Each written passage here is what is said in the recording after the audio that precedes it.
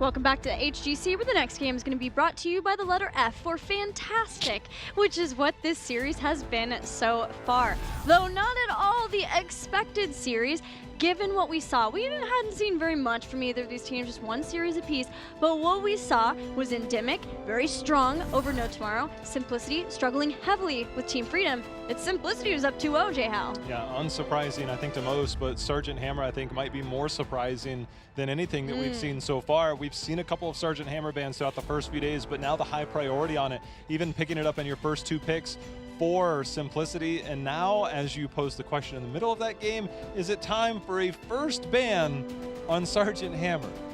Well, part of that comes down to the map. So let's see where Game 3 will take place, shall we? We're going to Cursed Hollow. And ENDEMIC / Gale Force themselves have been willing to bust out a Sergeant Hammer in their heyday. Phase 1 of 2017 versus Tempo Storm beat them with Sergeant Hammer on Cursed Hollow, so it's not bad. Yeah, you know, there's been a couple of times, even going back to when Octalysis / Team 12, 8, 20, whatever number they were, when they qualified, they did it with a couple of games with Sergeant Hammer and Azaria composition and stuff. Obviously different meta, different look to a couple of those heroes, but it is something to always fear. But another thing to fear when you keep in mind for these teams is an Abathur composition that we know that Simplicity likes to run as well. And another global, because it's not just the Sergeant Hammer that is working out so successfully for Simplicity, it's the global behind it, that Zuna can come in later to a fight, handle lanes. K1 Pro is on another pseudo solo laner with Falstad with Phoenix, so that they can keep the tri-lane secure with that Sergeant Hammer. So if not a Sergeant Hammer ban, maybe some control over those globals, though ENDEMIC ban Abathur. And we see that Genji ban. And that's got to be mentally something that you have to deal with. Hanzo, I was just going to say, Hanzo does significantly better on this to land scatter arrows against the Sergeant Hammer composition. And as you said, it is more map dependent. Sergeant Hammer can be run on this, but it's not normally to try and capture all the tributes. It's to have an impact somewhere else. So we get a Tyrael ETC pickup, and that is an interesting 1-2 rotation. The Holy Cow now is possible with the Sanctification into the Mosh Pit, but not a typical rotation we see.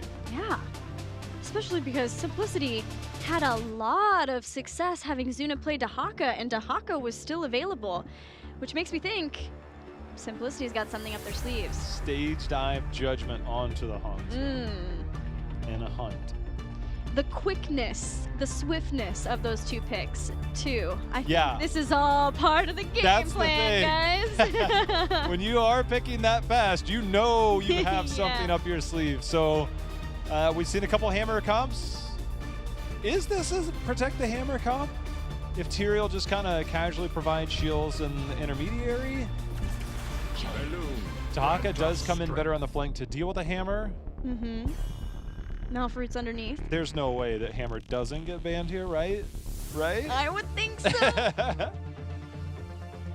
I think this is so cool, this whole game plan, because Simplicity knew they were going to be map pick for the first game. They had that towers. They came in with the Hammer. Next game, pick Volskaya. They bring the Hammer up in priority, up in emphasis, and then that it's here. Dahaka was available. Hammer was available. And it's a change in strategy. It just feels like a lot of thought was put into this series and the game plan there. Sergeant Hammer's been changed a while. So that means like she's just been kind of chilling there waiting for a moment. And you know, everybody in every region that is struggling against Sergeant Hammer right now, they're looking at Rich and they're like, Rich, please. Because it was Rich that busted it out, and then, you know, since then, that's all she wrote. Johanna blinds. Illidan time. Give me a Zuna Illidan. K1 Pro can't. There you go. There you go. I think that was expected. K1 Pro can play Tyrael. He's flexed over to that before if you want that. That's why I said it, yeah. Doesn't necessarily have to be Zuna on the Tyrael.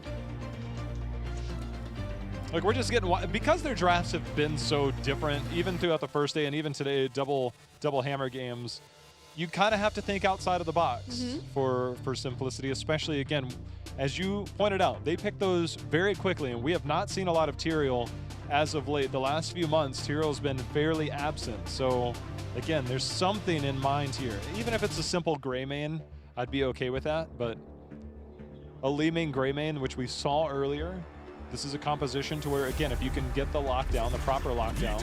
I'm here to help. Okay. A little more in the box, not so much outside the box.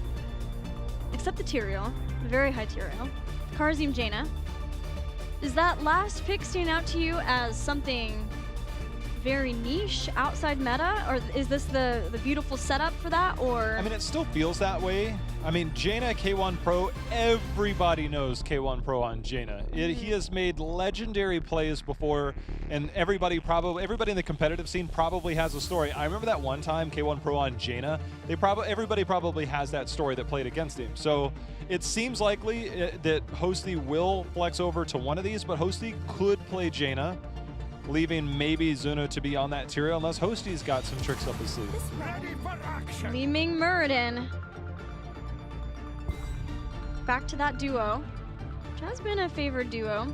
Have some crowd control lockdown now. They have the global. They have the boss taker, Hanzo. Yes! I could smell it coming since we started this map, and when I see that... He's been in jail for a while. Leave him alone. Well, there's no Maiev on the other side, so he's okay.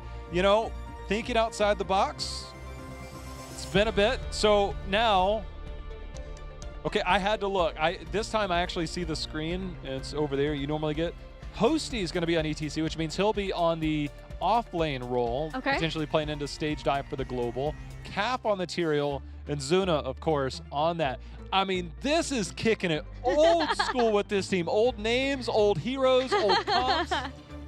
But that's what we love out of them. Yes. Is that they're willing to bring those things back. They're willing to even think about that and consider. And I feel like Equinox only adds to that. You know, Equinox made me do it. Equinox did not make Zuna play Illidan. I guarantee he is very happy to be playing his Illidan. Yeah. There's always the Equinox meme with Illidan dying to the minions on this very map. If he's watching, and you know, obviously he's hopping out of comms. He's like, I gotta go back. I can't coach during the game. He's listening. I'm sorry. I still remember it like it was yesterday. Bot lane. Near the bottom left keep, it happened. Yes, please continue to tell us more about exactly it was glorious. Where that happened. All right, we've spent so much time on Simplicity's composition now. Over to what ENDEMIC has, it is extremely meta. Oh, it's incredibly strong. Yeah. I mean, Scatter Arrow on Curse Hollow, boss racing potential is really high. I think the thing that you have to be aware of. What we saw in the earlier game was a 5.5-5-minute boss call. It scales obviously per minute. So it's a 5-minute boss that came in.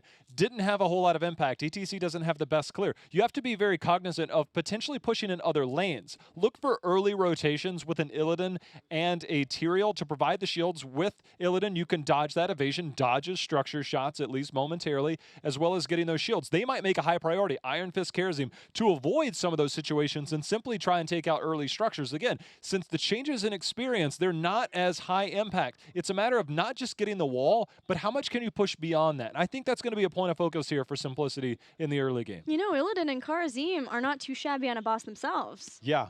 I mean, just send everybody else everywhere and them two just, yeah, that's definitely a thing. They have a lot of random things they can do. I'm very pumped for this. Unfortunately, we were just making sure that every player is set up, but I'm so pumped to get into this game.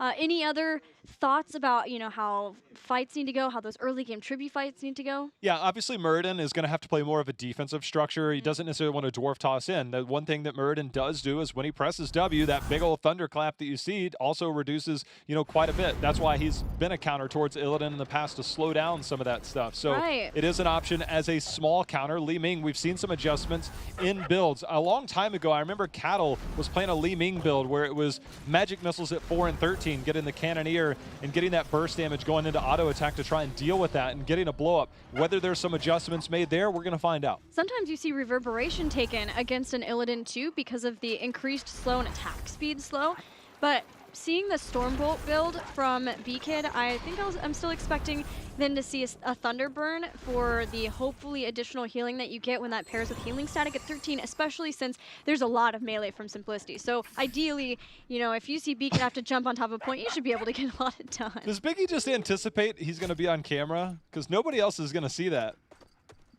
It's all about psyching yourself up sometimes, J-How. Well, the other thing to consider is also Skullcracker, where you get the stun, the mini stun every third attack, and that is something that you can utilize. And Illidan, who is stunned in any form or fashion, does struggle. Tiger, JK, and Zuna very far forward here. Udall not showing himself on that Malfurion just yet, but man, this is so looking up at those portraits in the top left. What year is it? Who even knows by this point? We've taken the time warp. Back Simplicity style. Chromie had changed her build, brought us back. Cursed Hollow of all maps, by the way, the OG. Oh, yeah. Yeah, I was thinking about it, and the faster that Simplicity can get a curse and take down these forts, the more of a playground Zuna is going to have. The Tyrael pairs so well, especially build-wise, giving the movement speed, the auto attack speed, the dive potential, the shields. Swift Retribution, yeah. Yeah. I'm way too excited over here. I love me a good Illidan game. You know, we're gonna see how it plays out, but this is my style here. It's old school immolation. Yes, no battered assault. But this does let him be able to take camps a lot faster too, because he gets that extra burn damage. My question is Metamorphosis versus the Hunt. You get the Hunt, you get an extra global, but we're likely to already see stage dive, especially with Hosty playing the ETC, which is very weird to say, but cool that he can flex over to that. Yeah, you know, another thing to keep in mind, because we do sometimes wonder about those heroic pickups, and you know, similarly, when we started seeing X-Strike for Genji, who was kind of like the new school Illidan, it was to deal with the potential Twilight Dream that started to become very meta for Malfurion. It's like, all right, that's going to come out. If I get locked down, I'm dead. And that's why the Dragon Blade started to become a little less prominent. Metamorphosis functions the same way, is that you can dodge that big wind-up.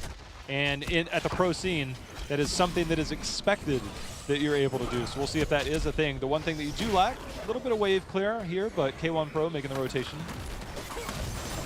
Yeah, that Twilight Dream will be problematic for an assortment of Simplicity, not only possibly for the Illidan, but if we see Kharazim make a dive in to the range of that, and then Tyrael, if he's trying to set up for a Sanctification, they need to be keeping their eyes on that. Maybe that's going to be Hosty's job to try to stun that out if Malfurion steps out a little bit too far, looking to get that start. We've got the first tribute spawning right now up toward the top. They're going to try and flank the Dahaka here at the bottom. They have not shown. Hosty needs to kind of hang out. Let's go, let's power slide. They're just going to go. He needs to get the power slide in here. There it goes. He had to wait. Once you wait for that burrow under, it's a pretty easy pick as Zuna uses the friend or foe to dive out. But Tranquility is also a thing that if you want to survive a long-term assault from an Illidan, which is normally what you're going to get, you either try and make it quick with Twilight Dream and take him down, or it's going to be a longer fight and you just try and sustain through it with Tranquility. We're going to find out at level 10. That's always a hard decision to make. Yeah, good point. I love the Twilight Dream pairing with a Li Ming because it helps set up for her to get her resets. Kira comes right back down into the lane. Yeah, he just ran circles around ENDEMIC. Dude, that was fun. K1 Pro scooting around. We still got Pinball Wizard, some more single target damage after a power slide. So if you get the power slide, using your face melt does do bonus damage. No echo pedal, so looking to do more burst damage. Here's Hosty. He's trying his hand at Juke's. Going to get the sidestep in there.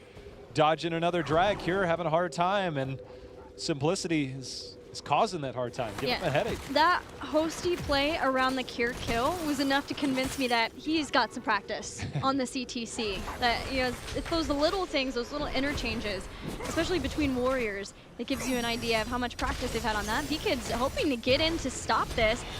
Great sweeping strike to take the orb so that Simplicity didn't get that stalled, because ENDEMIC have this global in the top. Simplicity could not afford to have that be a long, drawn-out stall.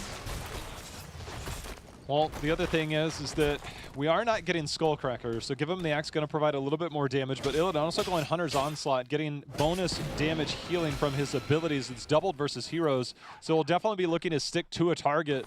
And as this game goes on 13, there's some good talent choices then, whether at 16, whether we get Blades of Azzinoth, which is a little bit less meta, or that priority target on your dive. It's also good for diving corpse. We've got bosses up around this too, but both teams neck and neck in the experience, even with tributes 1-to-1. So if Simplicity feels like they need to give this one up in particular because of the positioning, they could do so, and in fact they do, because they have other plans in mind. Yeah, boss coming in there. You mentioned the Illidan and the Kharazim. Dahaka's going to sniff this out, but it's going to be way too late. Jaina, of course, again, as similarly to what we saw in game number 1, having that level 7 cooldown on your Q whenever somebody, nice face melt there, but having that cooldown reduction on your Q every time somebody's chilled makes it a little bit easier to race that down. Now we're going to see Cure. He's got a long walk home. Nice dash over by Tiger JK. No interrupt, though. That is what this team lacks outside of ETC and potentially a Hunt, is that you do not have the stuns to keep him from going. But that was a heads-up play by Tiger, dashing to one of his own minions for the body block. Very nicely done. But because ENDEMIC chose to use that time to get a pick on Hosty instead of sending the scatter arrow build with Hanzo to get the boss, this is not a boss for boss trade, which means there is still a boss up. It's Metamorphosis, the choice of heroic ability for Illidan. This boss is healthy. Simplicity are continuing to chase. Remember, the more forts that they can take down, the better, so that Illidan can get maximum amount of chase time. Well, we're going to see Stage Dive not yet locked in, but you have to anticipate that will be the pickup. Everything else pretty standard across the board. It will be Twilight Dream, not Tranquility. So that boss going to be left to its own devices to try and do more damage. Tribute going to be spawning here in 30 seconds. And now that all the heroics are here and available, we're about to see a lot more fireworks in this game, because Simplicity so far just been out rotating with this control of this Illidan composition, and it's giving ENDEMIC a lot to think about and a lot to deal with. There's so many interrupts. Can you see the value of a mosh pit? Yeah, probably not. Twilight Dream, Wave of Force, Dragon Zero. You know, there's more. Drag, Hammer. Dahaka stalking in. The vision on it. K1 Pro trying to move forward, but this is a team that is split. There's going to be the first stun. You've got to get a meta out of here. There it is, but he's already low. He's going in, though, getting that heal up off abilities, but he turns back as Li Ming going to be the first to fall. Zuna is forward, back, all over the place. Now has a palm, not procced, but it saves Zuna's life regardless, because ENDEMIC have to back off. Now the chase is real as they chase down Cure. Nature's Cure, anything to keep him alive, and it's just enough as they drag Kharazim and take him down, making this a 1-for-1. Yeah, well, Zuna went back to tap. I was a little bit surprised. I felt he could have healed up off of that. Maybe another heal coming out from Kharazim. Nice eating of the scatter arrow there by K1 to eat that ability to make sure that Zuna could complete the channel. So a 1-for-1 trade at the end of it. But you can feel the tension as these fights start to unfold, trying to figure out a way to deal with that Illidan. If anybody should figure out how to deal with an Illidan composition, it's one that or a team that has Michael Udall on it. He's played a fair amount of Illidan in his day. But right now, Simplicity still maintains the lead, having that fort down. And now this tribute is curse point for either side. Simplicity working their way toward getting level 13, having that as an advantage over this tribute fight if they can.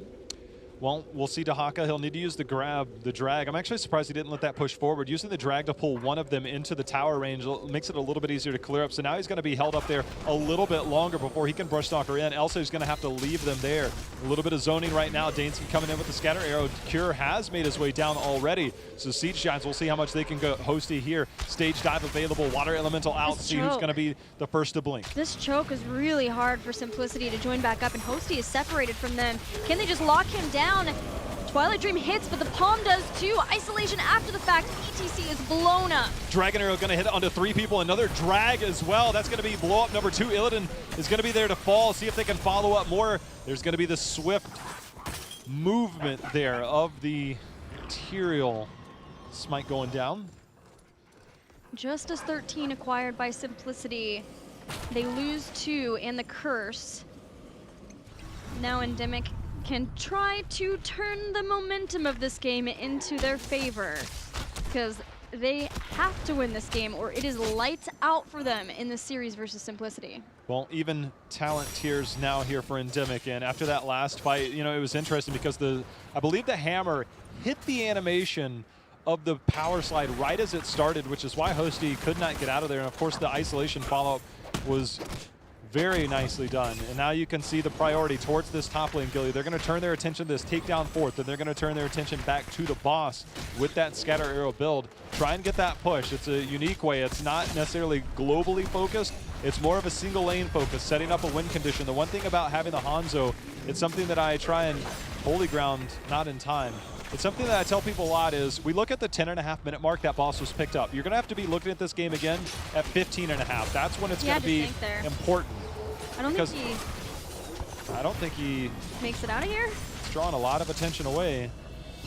It is. Illidan and Jaina are on the core. I love that you said about the singular target, the singular focus in lane, as Calf finally does fall, versus the others. But that was a curse that has no experience advantage. Granted, you get experience as the minions continue to push towards you. There's only 1/4 that was opened up from that, and Simplicity have 2 tributes behind that. Well, they're looking to potentially make double boss because Hanzo makes that a thing, but Tyrael, if he's back in time, I don't know if they can contest this, but because they did not get more structure damage it included in that curse, which you were just talking about, this boss, the value is lessened. Even if you get double boss, we're still looking at a fairly early boss. It should be able to take down the fort, but its overall effectiveness is definitely nowhere near as much as you want it to be.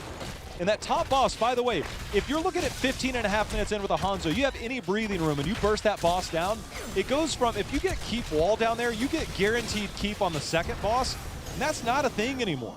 That's a problem.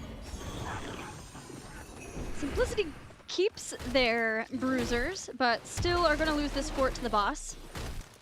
So in the end, ENDEMIC do take a double fort from the double bosses and don't have to worry for a little bit about the Illidan potential of stealing a quick boss, which did plague them somewhat in the early game.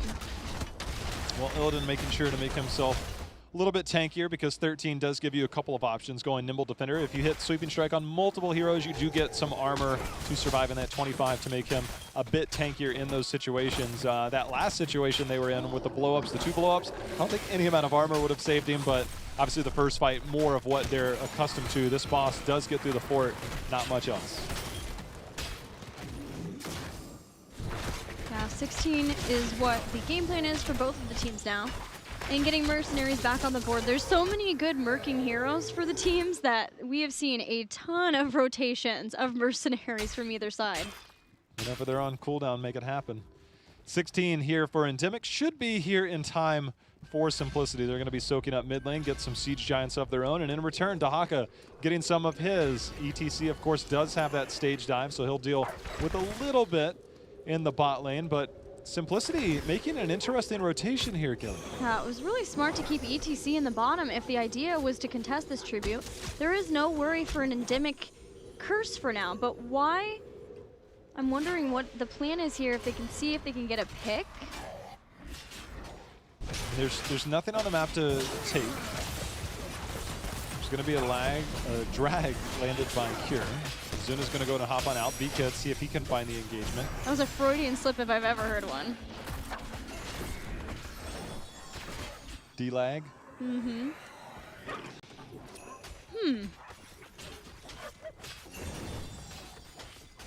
I guess setting up the trap in case anyone came down for Hosty, as ENDEMIC have been putting some focus into ganking him. Maybe the tribute was a little too close to the structures of ENDEMIC for comfort. Couldn't get a fight where they would want. Well, we're going to find out. This is going to be curse point for them. Zuna going in.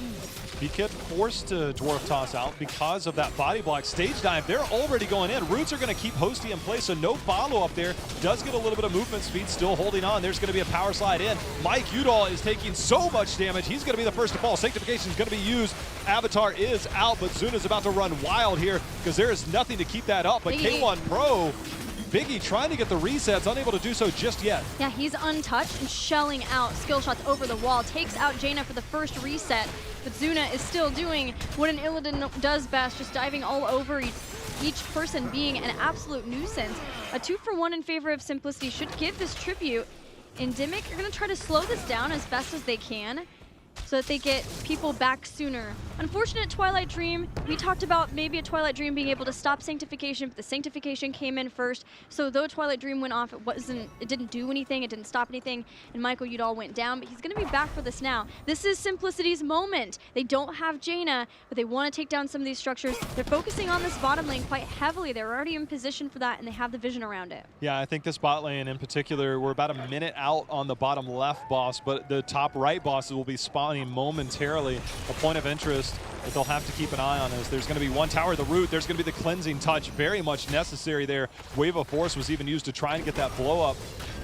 Very dangerous positioning right now as Jaina just now making her way back onto the battleground. Hosty doing his job, trying to stretch this lead, getting some experience, getting some structures down, making things happen as Fort's starting to fall. But again, the boss calls are going to be the very, very crux of how this plays out.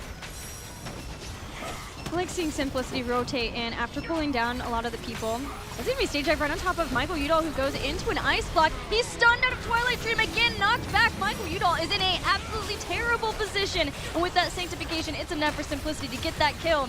Holy Ground wanted to take people away from that drag, but that drag was phenomenal from Cure in tying up the kills. Ooh, that missed, and that's going to be a combo. Actually, the orb hit right out of Ice Block. The Holy Ground's going to be there. So a positive trade. It might get even worse here as Dansky and team, that nice wave before Scatter Arrow hits at point blank range. There's going to be enough movement speed and enough healing to limit some of this damage, but ENDEMIC now with that numbers advantage, they started to rotate up towards their boss, Gilly, but now it is a full-on assault on their own. Yeah, just get the steal. There's no Illidan, no Jaina. That is the core of this composition. There's still the Kharazim and the double warrior, but there's no Sanctification. You're just relying on a Holy Ground, and they're going to try to make this work. Hosty knocks him in. All it is disrupting, seeing if they can scare away. Should be a double boss for ENDEMIC. They're already starting to make the charge up. That Big E is playing out of his mind. If ENDEMIC wins this game, a lot of that is going to be thanks to Big E. This whole team's playing really well, but he has been awesome this game. I really wonder if we're going to see this staggered. It's one of those things that 20 is on the horizon. There's a tribute down at the bottom, which at this point Simplicity can forgo.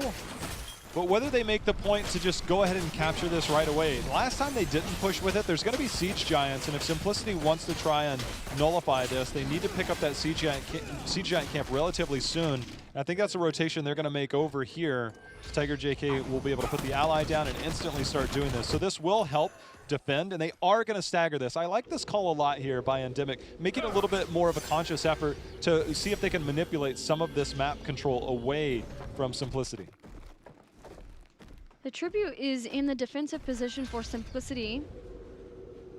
Oh, Hosty just power slid. He's done. I don't think he power slid in for damage to get that pinball wizard. He can't save it. There's so many different CCs. He's not making it out. That is a Hosty's flexible, Gilly, but that's a mistake you cannot make if you're ever playing ETC trying to play that role. Tribute acquired, 22 for ENDEMIC. The tribute is for Simplicity. They're a long road from a curse, and now without an ETC for 45 seconds. Should they be able to get their 20s, and maybe you can stage dive behind this, but the boss needs to be dealt with. Yeah, and I think the kill potential is very much there for ENDEMIC. There's going to be a Dragon Arrow that's going to whiff. B-Kid trying to make a play. The boss ripping through, still at about 60% health as the keep starting to fall. And the minions are also mounting. This is very much on K1 Pro to put down a lot of damage onto this boss, but the zoning potential's there. Water Elemental's out. Holy Ground's going to buy a little bit of time, a little bit of space. The boss goes in. Double Root's going to be there. Sanctification to fight. They have to take down this boss, else they will not make this out of this game alive. Dansky did not choose to take play of the game, so he is just now showing up to the party, but the boss and the rest of ENDEMIC are fully focused on the core, which is at 50% and continuing to go down without getting the kills necessary. There's no way to defend this. For Simplicity and ENDEMIC get a win. Well, the ETC pick played off in certain areas, but it was definitely something that ENDEMIC knew that they could take advantage of. I'm watching that mini-map, and the minute I see that ETC icon just kind of casually drift across, I'm like, that's slide. And once you slide in, Gilly, you don't slide out. And that right there, such a major play for ENDEMIC to recognize that. They knew that the And that's one of the reasons they started with the boss. They're like, all right, it's in the defensive structure of Simplicity. That's why I was talking about staggering, because I knew it was going to be spawning soon. And they staggered it, and they're like, well, you're going to have to play on one or the other. And they left the solo laner up there. And that was a calculated play by ENDEMIC. Top-notch shot calling there in the late game. Yeah, it was very well done, especially once they could gain control of all of those boss points, because for a while it was a bit scary for them. They have this Hanzo, they have this boss taker, but being able to get the early lead enough that Simplicity could get theirs and put some pressure in, take down that early fort so that they have a little bit more breathing room for fights, seemed like, you know, we could have been headed a very different way in this series, but as it stands, ENDEMIC get the first win in a long road back to a reverse sweep. It is a very long road, but it definitely one that against the team like Simplicity took the hammer away by Battleground. Obviously, Cursed being there, there was a very definitive plan for Simplicity. Do they have any more tricks up their sleeve? Because 2 hammers in a row and an Illidan, not conventional, but see if unconventional can work. I'm actually quite curious to see if Simplicity, they love first pick. And are they going to be willing to give away Battleground control to ENDEMIC to see maybe they've got some more tricks up their sleeve? Trying to think of what Simplicity battle